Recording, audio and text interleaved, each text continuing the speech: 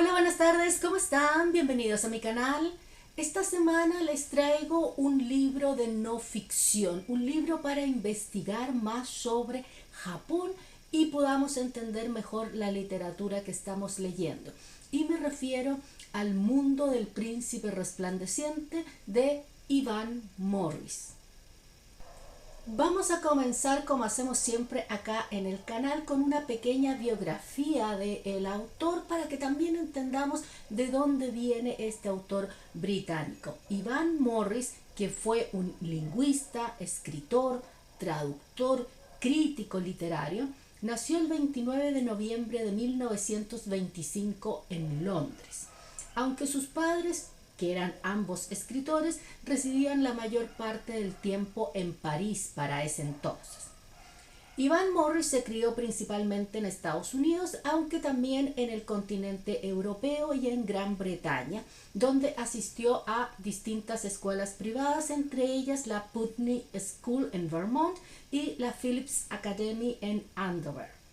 Se graduó con honores en Harvard en 1946 tras haber servido en la inteligencia naval durante la Segunda Guerra Mundial. Posteriormente se matriculó en la Universidad de Londres, especializándose en lenguas orientales, y se doctoró en 1951.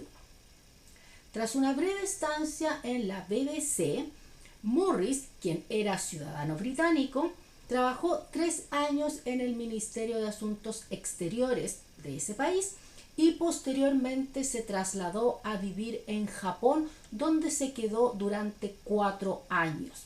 De hecho, dos de sus esposas, se casó varias veces, 2 de sus esposas eran japonesas. A lo largo de su vasta carrera, aunque corta vida, editó y trabajó en muchas obras japonesas, tanto contemporáneas como por ejemplo del escritor Mishima, pero también clásicas, ¿ya? Que es lo que nos convoca hoy día.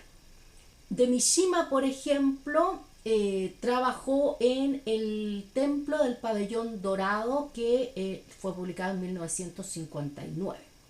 Después, en 1960, se incorporó al profesorado de la Universidad de Columbia y fue director del Departamento de Lenguas y Culturas de Asia Oriental entre 1966 y 1969.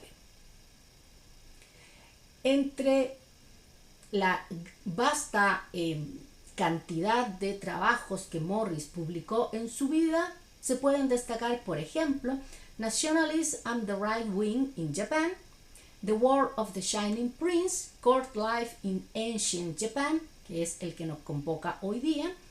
También The Pillow Book Puzzles, The Nobility of Failure, Tragic Heroes in the History of Japan. Ivan Morris falleció de un infarto el 19 de julio de 1976 en la ciudad de Bolonia, Italia, a la edad de 50 años. Así que fue una vida corta, pero muy intensa, muy viajada. Quienes lo conocían decían que era un ciudadano del mundo, hablaba 8 idiomas distintos y fue un apasionado de Japón. Y es precisamente en esa particularidad de su vida que nos convoca hoy día esta obra, que en inglés se titula The War of the Shining Prince, pero está también traducida al español. Así que ahora vamos a la obra propiamente tal. The War of the Shining Prince, Court Life in Ancient Japan, fue publicado en 1964, si bien tuvo muchísimas ediciones posteriores, no solo impresiones, sino también ediciones posteriores. De hecho, creo que las más contemporáneas son de los 2000, así que es un libro que constantemente se estuvo publicando. ¿Y qué hace Morris en este libro? Tal como el título lo indica, él se concentra en el periodo que corresponde al background de el Genji Monogatari, la obra de Murasaki Shikibu. Pero él no solamente habla de la obra en sí y analiza ciertos aspectos de ella, sino que él se abstrae y se va a la mirada más general sobre el periodo Heian. De hecho, el libro comienza con un setting en el cual vamos antes del periodo Heian, o sea, el periodo Nara, y vamos viendo las semillas de lo que constituiría el que es llamado la época dorada de la literatura japonesa. Y después él va abarcando distintos aspectos históricos, sociales, políticos, económicos, etcétera, que nos permiten comprender cómo era el Japón de la época, este Japón que vio nacer a alguien como Murasaki Shikibu, que pudo escribir esta obra, el Genji Monogatari, pero también cuál es el setting para la novela, porque si bien la novela es ficticia, evidentemente está basada en lo que su autora contemplaba y sus experiencias vividas, y por lo tanto, si entendemos este contexto, podemos entender mucho mejor por qué los personajes se portan como se portan, cuál es el valor o la insignificancia de distintas actitudes que tienen o de distintos hechos que suceden. Así que en ese sentido es un libro imprescindible si queremos no solamente entender el Genji Monogatari, sino toda la obra de este periodo fantástico japonés muy interesante, que tenemos, por ejemplo, el Makura no Soshi, el libro de la almohada. También tenemos gran parte de la literatura de Nikkis, los Nikki Bungaku, los diarios. Tenemos, por ejemplo, del periodo Heian, bueno, el diario Murasaki Shikibu, el diario de Izumi Shikibu, el Kagero Nikki, el Sarashina Nikki, el Tosa Nikki, etc.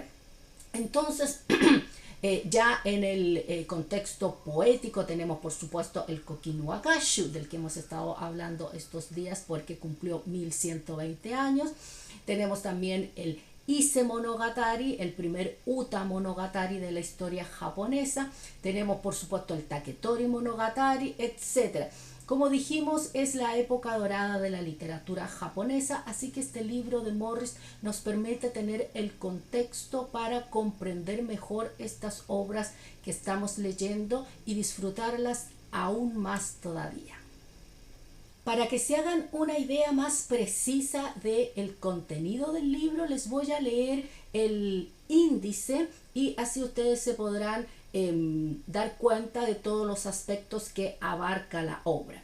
Parte con el periodo Heian, el marco, como les decía, un poco antes del periodo Heian, más bien en Nara, y los hechos que sucedieron que le dieron nacimiento, que le dieron origen al periodo Heian.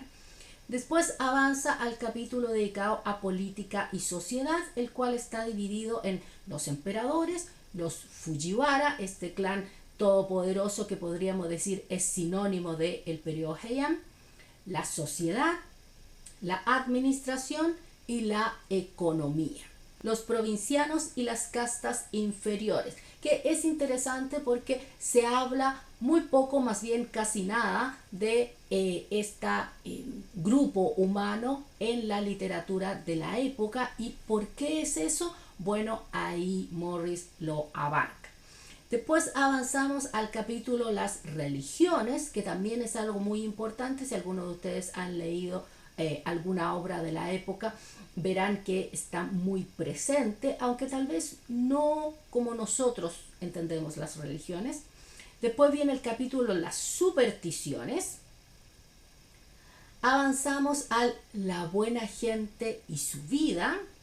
Después viene uno muy importante para entender la estética, yo diría no solo de Heian, sino de Japón en su totalidad, porque mucha de la estética, incluso válida al día de hoy, viene de este periodo, y es el capítulo dedicado a el culto a la belleza. Después viene uno fundamental para comprender estas obras que hemos mencionado, porque muchas de ellas, si no la mayoría, están escritas por mujeres, y es el capítulo dedicado a las mujeres de la era Heian y sus relaciones con los hombres. Y ya al final le dedica 2 capítulos a la obra que le da el pie a este trabajo de Morris. El capítulo 9 es Murasaki Shikibu, se centra en la figura de esta autora, y el 10 es aspectos de la historia de Genji, o sea, de el Genji Monogatari. Así que como vemos es un trabajo, una mirada bien amplia donde escudriña el periodo Heian desde todas sus aristas posibles, y eso nos permite tener una visión muy completa, muy acabada. Es un libro académico hasta cierto punto, pero también muy fácil de leer, se lee muy rápido, es un libro muy entretenido. Los comentarios a veces incluso sarcásticos de Morris entre medio ayudan a que la lectura se haga liviana, y como les comentaba está por supuesto traducido. La traducción fue publicada en el año 2007 por la editorial Atalanta bajo el título El mundo del príncipe resplandeciente, y es una traducción de Jordi Fibla, que además del contenido del texto original de Morris, incorpora también un prefacio del mismo Jordi Fibla. Así que pueden disfrutar de esta obra, que yo creo que es fundamental si es que queremos, como les decía, comprender mejor la literatura de este periodo. Bueno, espero les haya gustado esta recomendación, esta presentación literaria de un texto de no ficción, un texto de investigación para poder profundizar en el conocimiento de el background, del contexto que le da vida a estas obras literarias que amamos, porque cuando estudiamos sobre ella las disfrutamos porque las entendemos aún un poco mejor.